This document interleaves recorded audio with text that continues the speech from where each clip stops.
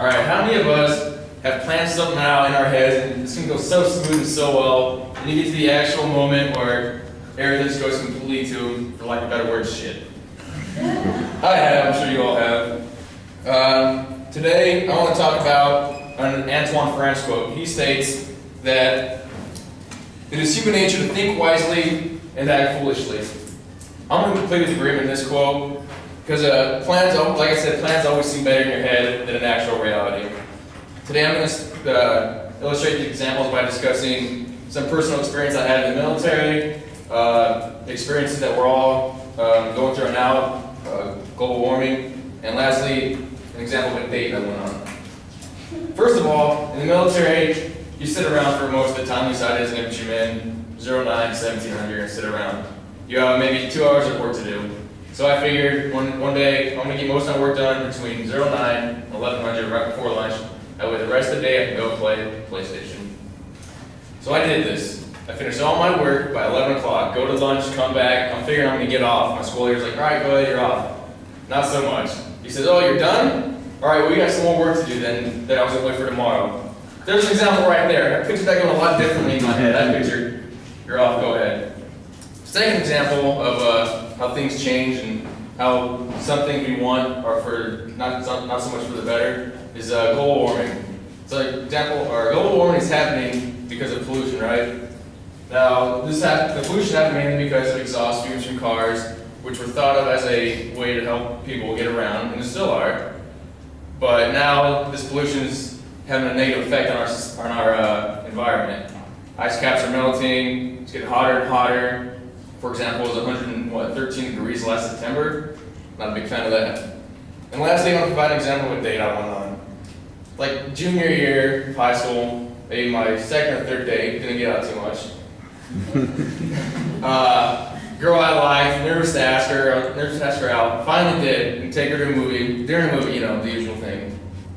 So I took her out. In my head, I was planning, all right, dinner, I'm gonna open the door for her, I'm gonna do everything for her. I want to order for her because I already know what she likes, I know everything about her already. So we get to the restaurant.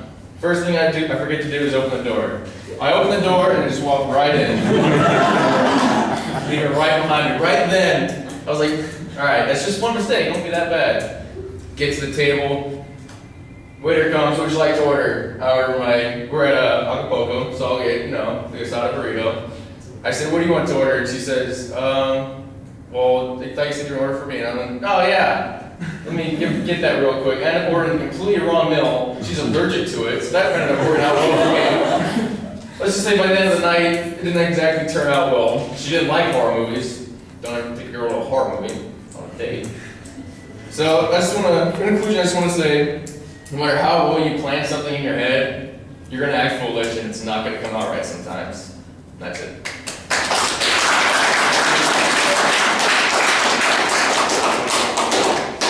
No, don't put it back. That's yours for the day souvenir. If you want me to sign it for you after class, you can sell it on eBay.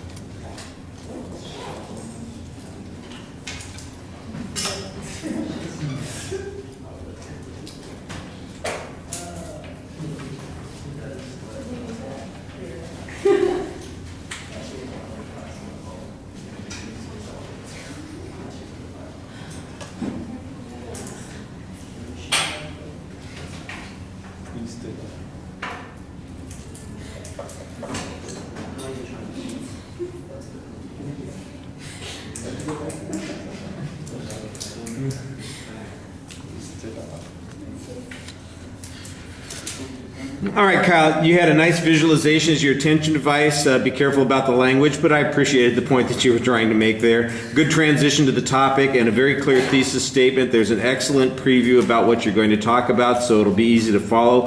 I thought you did a really nice job on the first point, giving us an example that provided a little bit of detail, made it an interesting story.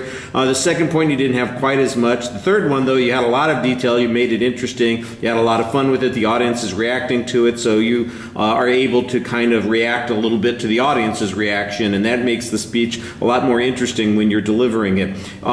Usually you do a good job talking to the audience. Sometimes I notice that your eyes are a little bit downcast, but most of the time you're engaged. The foot movement usually seems a little purposeful. Once in a while maybe a bit excessive. Try and maybe control a little bit more, but nothing that was problematic, just something that, extra to do to make it work better. Your facial expressions are very animated while you're speaking, especially on that third point. There were some good descriptive gestures that you had there. I did notice once or twice where you came back and you're looking kind of over your shoulder there down at your notes to see what else you had there, and I think you probably didn't need it, but it's kind of a crutch that you can go to, and if you can get away from that, that would be better. I thought you had a solid exit until you added that tagline. That's it. So let's avoid doing that in the future. All right.